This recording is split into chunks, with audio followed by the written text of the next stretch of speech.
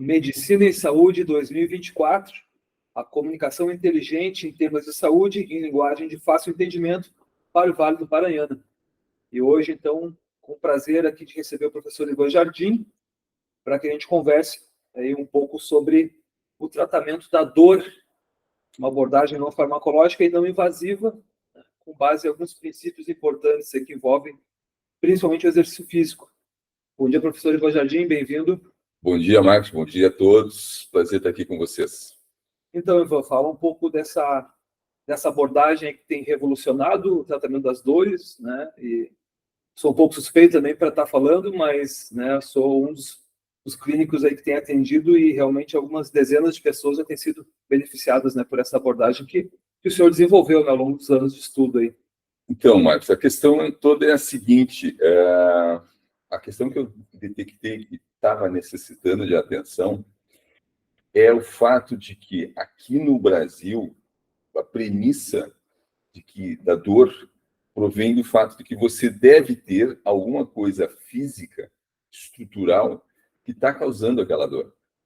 Essa é a premissa. Então, normalmente, quando você está com uma dor já há algum tempo, lhe incomodando, e acha que é uma coisa grave, porque, vamos supor assim, deu uma dor nas costas e travou as costas, a pessoa pensa que é uma coisa grave, que está com uma hérnia de disco, alguma coisa que requeira uma intervenção médica. E a pessoa vai no médico quando está numa situação dessa, porque ela está com medo, ela está com receio de que seja uma coisa grave, né? Bem, ela chega lá e o médico faz o quê? Ele primeiro faz uma solicitação de um exame de imagem. Ele vai fazer o diagnóstico com base no resultado do exame de imagem, seja um raio-x, seja uma ressonância magnética, o que for. E, normalmente, o que acontece? As pessoas que normalmente são acometidas com esse tipo de problema já passaram dos 40 anos, já são pessoas que já têm uma certa jornada e que, portanto, inexoravelmente vão apresentar alguns desgastes, alguma deterioração nas articulações da coluna. E vai se tentar, depois que você levar os exames de imagem para o médico, vai se tentar fazer a correlação entre o que os exames de imagem mostram com os seus sintomas. Porém, na maioria dos casos, o médico não vai conseguir fazer essa correlação. Normalmente, o que acontece é que aquele quadro clínico que a pessoa apresenta, aquela dor, aquele travamento, não provém de coisas físicas, estruturais que a pessoa tem na coluna. Normalmente não é isso. E da onde, então, vem essa dor? Essa dor provém de desequilíbrios musculares. São coisas que a pessoa faz ou fez e que causou desequilíbrios musculares e que agora, naquele momento, apresenta-se daquela forma com a dor crônica lhe travando, lhe incomodando de alguma maneira. Então, a gente pensa no aspecto, primeiro, cultural, da cultura de saúde que a gente tem, né? E também depois a gente passa pela própria vida, né, dessa pessoa que sente a dor e que não necessariamente, então, vai ser uma dor traumática. Ela não provém de traumas, de quedas, de pancadas, né? Ela provém, então, de desequilíbrios, desarranjos, né, dessa estrutura muscular, é isso, né? Essa é uma pergunta interessante e importante que tu levantar, porque nós não tratamos lesões traumáticas. Ou seja, se você quebrou um braço, quebrou uma perna, fez uma cirurgia, uma torção, uma coisa traumática, né, que causou rompimento. Lesão significa rompimento de tecidos, com processo inflamatório subsequente. Isso é uma lesão. E esse tipo de problema nós não tratamos aqui. Esse tipo de lesão, esse tipo de problema é realmente tratado no âmbito da medicina e da fisioterapia clássica.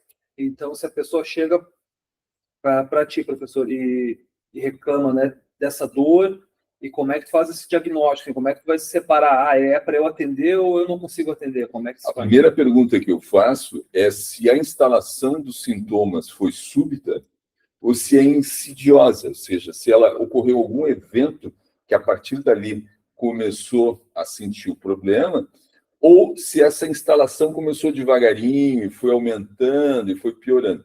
Se a instalação foi insidiosa, com absoluta certeza é desequilíbrio muscular. Se houve um evento, aí nós temos que avaliar a causa do problema, a causa da dor, que provavelmente tenha sido traumática. Então, voltando um pouco à questão da cultura que nós temos, né, a partir do exame clínico ou exame complementar, por exemplo, do médico de imagem, né, ali vão aparecer, né, porque o senhor também falou, normalmente as pessoas já têm lá só pelo menos 30 anos de vida, ou 40 ou mais, né, e também, às vezes, para o leigo, ter um exame de imagem, às vezes pouco explicado também, ou nem tanto explicado, ali aparecem, né? Vão aparecer, até pela idade, né? Vai aparecer já alterações que são naturais do envelhecimento, né? Sim. E isso acho que também gera um pouco de dúvida na pessoa que tem dor em questão, porque ela vê que no exame tem diminuição do espaço intervertebral, já tem desgaste articular. Então, também tem esse momento de educação para a situação da dor, né? Confunde, né? E a única maneira da pessoa entender essa diferença é passando pelo processo da reabilitação neuromuscular, porque se na cabeça dela aquelas alterações físicas, estruturais que ela tem na coluna são os responsáveis pelo quadro sintomático dela, e ela passa pelo processo de reabilitação e melhora, e a melhora é absurda. Na primeira sessão, a pessoa melhora entre 70% a 80%, na maioria esmagadora das vezes. Então, quando a pessoa tem uma melhora súbita e de muita monta, né? A pessoa sai daqui muito melhor do que chegou, ela pensa assim, pera um pouquinho, não tem lógica isso, né? Como é que os meus sintomas podem advir daquelas alterações estruturais que eu tenho e eu sair daqui em uma sessão 70%, 80% melhor? Não tem sentido isso, né? Então, de fato, quando a pessoa raciocina, e claro, nós explicamos isso para ela, a pessoa começa a entender que os problemas dela não vêm de patologia estrutural, não vêm de problema estrutural, e sim de desequilíbrio muscular. Então, agora o senhor falou sobre as sessões, né? Então, por exemplo, em uma sessão, a pessoa já pode ser com em torno de 70%, 80%. Normalmente. Né? Normalmente. E isso dessas lesões mais de nível muscular, né? De desequilíbrios estritamente musculares. Não são lesões. Não são lesões. A palavra lesão a gente reserva para as questões de trauma. Perfeito. Não são lesões que ela tem. Tá certo. Então, essas dores que ela apresenta, em uma sessão ela já pode sair com 70%, 80% de melhora. E como é que funciona, então, um pouco o tratamento? Fica numa sessão, 2, 3? O que define, então, essa conduta? Excelente pergunta, Marcos. Nós dividimos aqui os casos em baixa complexidade e alta complexidade. Complexidade é quando os sintomas da pessoa advêm exclusivamente de desequilíbrios musculares. Só que as dores que a pessoa tem podem vir de 4 famílias de etiologias. Pode ter realmente alguma coisa física e estrutural que está causando os problemas, pode ser desequilíbrios musculares, pode ter componentes emocionais ou de estrutura de personalidade e pode ter a ver com problemas inflamatórios. Os problemas de ordem inflamatória são de 2 naturezas. Ou é fator reumatoide, a pessoa tem algum fator reumatoide ativo, que levanta o sistema imunológico, ou a pessoa tem algum problema relacionado ao sistema digestório, normalmente doença de Crohn, sensibilidade ao glúten, sensibilidade a alguma coisa que afeta a flora intestinal e, com isso, aumenta a permeabilidade do lúmen, enfim, alguma coisa que faça com que o sistema imunológico levante. Isso vai causar dor crônica na pessoa, tanto quanto um fator reumatoide ativo. Uhum. Então, tem essas questões inflamatórias, tem as questões de ordem emocional, que é estresse, tem as questões estruturais, como, por exemplo, a pessoa pode vir com uma artrose, um desgaste articular na articulação do quadril ou do ombro, que vai causar problema, e pode ser tão somente as desequilíbrios musculares. Então, os problemas de baixa complexidade é só desequilíbrio muscular. E esses nós resolvemos entre 1 e até 4 sessões. E essas demais análises também são feitas durante esse primeiro momento. Na primeira consulta, a gente faz essas avaliações. E quando o problema é de alta complexidade, que é quando tem o quadro sintomático advém de mais de uma etiologia, aí a gente não tem como prever o número de sessões. Então, o R2FT, ele para nesse momento das sessões, qual o objetivo por fim do R2FT? Ele tratou a dor, ele aliviou a dor e, além disso, o que pode ser feito e o que já tem como premissa o método? O nome do nosso método, né, R2FT, já traduz esta filosofia de abordagem. O R significa reabilitação, que é o trabalho para a dor. O 2 é uma brincadeira fonética, porque não é o numeral, em inglês, não é não é to, é tu, para. Então, da reabilitação para FT, o treinamento funcional. E nós, como profissionais da educação física, profissionais do movimento, nosso objetivo não é ficar aqui fazendo liberação miofascial nas pessoas só para tirar a dor. Tirar a dor é a condição necessária para te dar o treinamento funcional. Não é possível, não é correto você submeter uma pessoa a qualquer tipo de treinamento se ela tem alguma disfunção, se ela tem dor. Se você colocar carga em cima de alguma coisa que está disfuncional, você vai piorar o quadro dessa pessoa, descaracterizando uma intervenção de saúde. Então, por fim, o treinamento funcional é o foco da R2FT, fazer com que esse sujeito, esse indivíduo, essa pessoa, ela tenha para a sua vida o treinamento físico com base no treinamento funcional clássico. Né? Exatamente, exatamente. Quer dizer, o nosso objetivo, então, é retornar a pessoa à sua prática esportiva ou introduzir movimento na vida dela, caso ela não tenha. Então, se essa pessoa em questão, ela, por exemplo, já pratica musculação, ou ela pratica pilates, enfim, outros sistemas de treinamento de força, o R2FT ele também pode ser um trabalho complementar aos outros métodos de força, ou ele tem que ser exclusivo? Como é que funciona? Não, não é exclusivo. Na realidade, o nosso método é a base de tudo. É o que permite as pessoas fazerem as suas atividades de forma absolutamente funcional, sem dor e com bom desempenho, com uma experiência de treinamento agradável. Porque se a pessoa é um atleta e treina com dor, ele vai treinar, porque é um atleta, ele suporta isso. Mas a nossa ideia é dizer que não é necessário e não é bom, não é produtivo você treinar com dor. Porque a dor, ela retira a eficiência do seu movimento. A dor inibe certos músculos. Então, quando você vai fazer o exercício, seja ele qual for, correr ou levantar peso, com dor, seu rendimento é menor, além de desagradável, né? Então, por isso é o treinamento funcional, por isso que eu falei que é o treinamento, a essência, a base funcional puro, né? Porque o treinamento funcional, como o próprio nome diz, é isso, né? Os padrões de movimento mais básicos, mais elementares, que a partir deles todo o resto se constrói. Essa questão do treinamento funcional merece uma explicação um pouco melhor aqui, porque no Brasil tem uma grande confusão com relação a isso, né? Uma vez que essa disciplina, treinamento funcional, não nos foi ensinada nas faculdades de educação física. Isso não existe oficialmente no sistema, na grade curricular de nenhuma faculdade no Brasil, pelo que eu saiba até agora. Então, o que as pessoas fazem hoje aqui no Brasil é uma visão muito equivocada, que nós aqui dentro entendemos assim, que é a visão instrumental. O que é a visão instrumental do treinamento físico? Vamos pensar no levantamento terra, que é aquele exercício que a pessoa tira um peso do chão, simplesmente. Na visão do treinamento funcional vigente aqui no Brasil, se você faz treinamento terra com barra olímpica, não é funcional. Para que seja funcional, tem que ser feito com kettlebells. Ou seja, na visão aqui brasileira, o que define se é funcional ou não é um instrumento que você usa para fazer a coisa.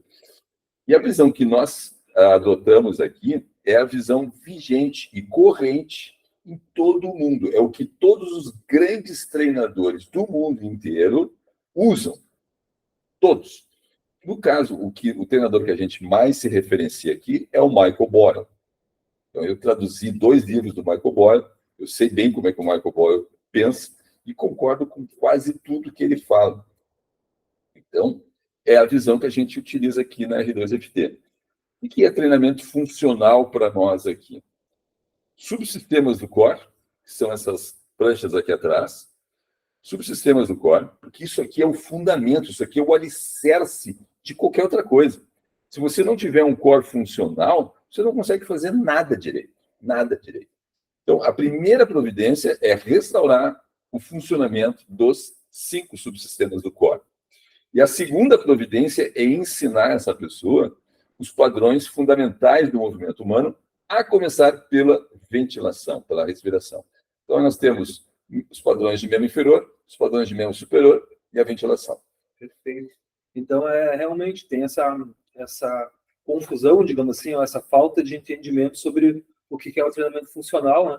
E aí, quando fala dos subsistemas do core, né? Isso é pouco explorado, porque normalmente as pessoas falam do core, né?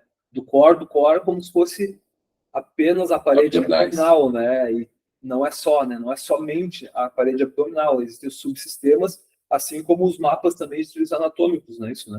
Exatamente. É que essa questão de subsistemas do core, isso aí é um conceito que, para você entender e aceitar, você tem que entender a anatomia funcional, que são esses mapas aqui, ó, Thomas Mias, que estão aqui à minha esquerda. Então, anatomia funcional é transmissão de força à distância, é o conceito de sinergia, é o conceito de antagonismo, é o conceito de sistemas locais e sistemas globais atuando sinergicamente ou antagonisticamente. Então, esses modelos de transmissão de força é que determinam quem é core, quais são os subsistemas do core. E se você perguntasse, por exemplo, há 30 anos atrás, ou 15 anos, ou 20 anos atrás, o que é core, certamente o professor ia dizer, são os abdominais. Só que ao longo dos últimos 30 anos, a partir desses modelos aqui, se desenvolveram esses outros modelos aqui, que são 5 subsistemas do core. E dos 5 subsistemas, 4 passam pelo quadril. Então, se você não treina quadril, você não está treinando o core. A verdade é isso. Perfeito. Então, nós temos as linhas, né, de transmissão de força com relação a músculos agonistas e antagonistas, que são os que realizam, os que estão opostos aos que realizam o movimento, os sinergistas, que são os que ajudam, músculos que ajudam, porque são linhas de transmissão de força, né? Sim. Então, quando a gente faz lá um movimento, por exemplo, de arremesso, é tudo uma linha de músculos, de cadeias musculares que estão em trabalho, né? Mais ou menos traduzindo seria isso. Bom, vamos pensar no futebol. Futebol, né? Eu fui uma vez convidado a dar uma palestra num time aqui, e eu cheguei lá e o professor dele falar como é que funcionava, como é que não funcionava. E aí eu cheguei para ele e disse, professor, só um pouquinho, vocês ainda fazem o chuta-chuta aqui na sala de musculação, que é a extensão do joelho, né? Sim, claro, nós fazemos. Um exercício fundamental, o mais importante aqui no futebol é o chuta-chuta. Eu digo, bom, esse é o primeiro que tem que sair, né? Porque o que eles pensam, né? Ainda aqui no futebol brasileiro, né? O chute não é uma extensão de joelho na cabeça deles, né? É a parte terminal do chute, de fato, é uma extensão de joelho. Mas em todo o movimento que o atleta faz antes de tocar na bola, como é que o atleta gera energia para que aquela bola vá o mais longe ou vá na direção que eles queiram? Isso é feito através de um movimento do todo o corpo, como se fosse um balé. O corpo todo se mexe como se fosse um chicote e a perna, o pé, é a ponta do chicote que acerta a bola.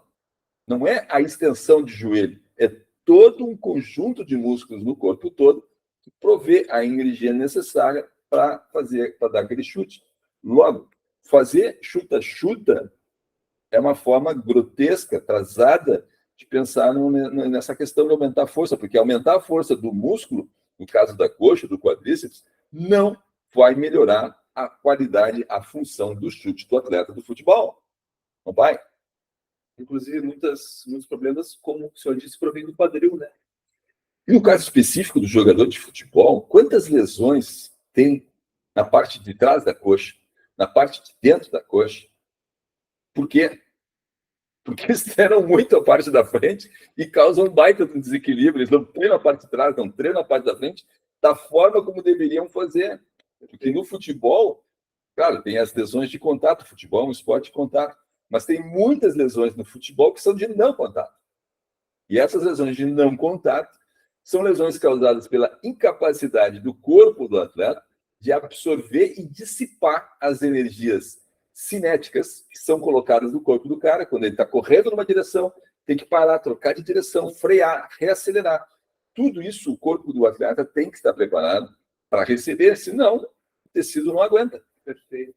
Então, para encerrar, professor, falamos bastante do atleta, mas isso também se replica para as pessoas que não são atletas, né? Porque um jogador de futebol de fim de semana, né, que também pode ser tão perigoso quanto um atleta. Muito, né? Mais. E para quem treina a sua musculação, então, um recado final para a gente, infelizmente, temos que encerrar. O que o senhor pode, para a gente finalizar, passando um pouco para essa parte das pessoas que não são atletas? Pessoal, não aceitem a dor crônica como algo inexorável, inevitável da vida. A dor tem solução e é uma solução relativamente simples. Basta fazer uma avaliação aqui conosco, com o Marcos, com os demais clínicos, e vocês vão ter um prognóstico, uma solução dos seus problemas muito, muito satisfatória, aliás, muito além do que vocês imaginam. Então, agradecemos, professor Igor Jardim, Medicina e Saúde 2024, a apresentação hoje, Marcos Cambuim, aqui convidado, professor Igor Jardim. Muito obrigado e até a próxima. Obrigado a todo mundo. Até a próxima.